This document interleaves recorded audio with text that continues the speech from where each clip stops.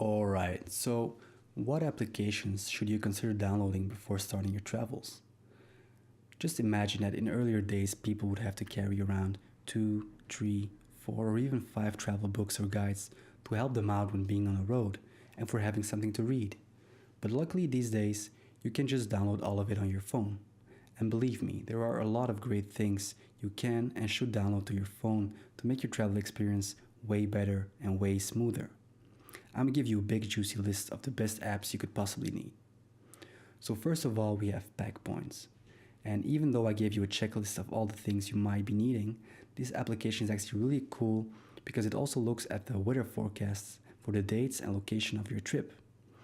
Besides this, it will also ask you to select certain activities that you may participate in during your trip.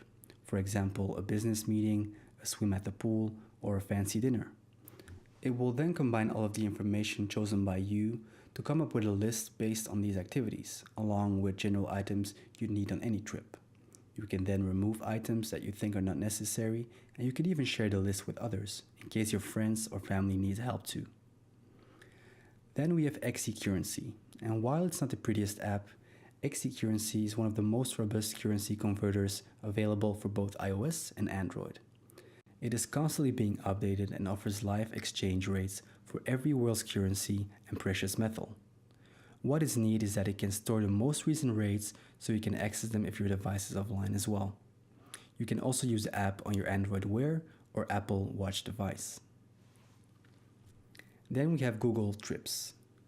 Google's relatively new app, Trips, can pull reservations from your email, it can add hotel bookings, car rental details, and more. In doing so, it creates an underlying framework for your trip without you having to do much.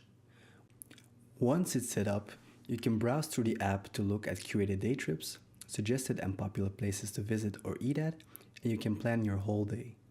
Trips lets you store this data offline as well, so you can access the information at any time, even when you're not online. Then we have the Lonely Planet app. Lonely Planet has been one of the greatest travel guides one could possibly buy. But in recent years, these books have moved from the shelves to the e-store, and the books have been exchanged by the Lonely Planet app. The books still exist, but they can be quite heavy depending on where you go. So check out both the books and the application, and consider downloading the ebooks depending on where you're going. Then we have the TripAdvisor app. TripAdvisor is a catch-all app when it comes to travel. You can quickly pursue millions of reviews, opinions, videos and photos pertaining to just about anything relating to your trip, such as bars, restaurants, hotels, airlines, and more. You can use TripAdvisor Near Me function to find well-reviewed places close by, but the best feature, in my opinion, the app has to offer is the number of countries it supports. It is just everywhere, making it a necessary guide for every traveler. Furthermore, you can ask specific travel questions in the application's forum, and you can even add your own reviews. Then we have Yelp. Yelp has officially become the yellow pages of restaurants and bars, and its use extends not just in the US, it's basically everywhere all around the world. Its most powerful feature is the sheer number of reviews housed in the application. It's an excellent resource for when you're looking to hit some of the best spots in the country you're visiting. Yelp also offers hours of operation, a phone number for listings, and sometimes even a menu, so you can be as prepared as possible before heading out. Another great app is Google Translate, and I'm sure you're familiar with it, but Google Translate remains just as remarkable as it was upon its debut. The app provides translations, which are now more conversational thanks to machine learning, between 103 different languages, allowing you to listen to translations out loud and translate dictation and even your own handwriting on screen. You can also star your favorite words or phrases for offline access or view dictionary results for a single word or phrase.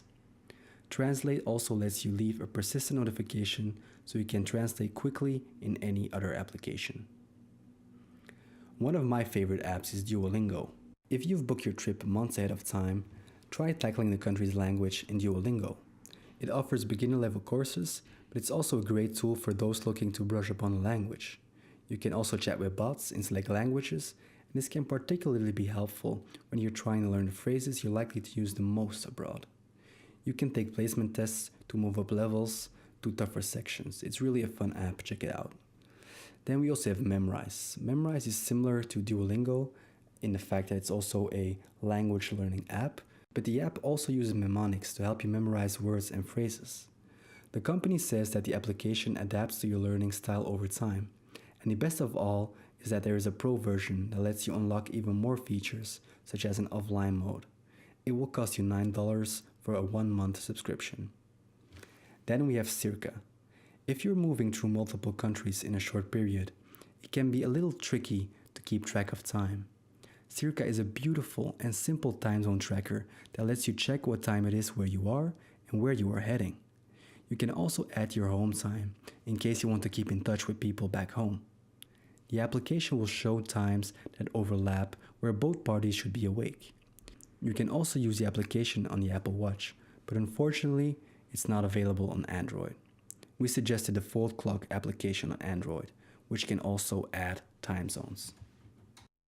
Alright, so we have the applications. We have the paperwork handled, we have the vaccinations, we have our bag, we have the clothes we need, we have the medical gear we need. We are basically perfectly prepared. So now it's time to find ourselves the cheapest flight out there. And I'm going to show you how to do that in the next lecture. See you there.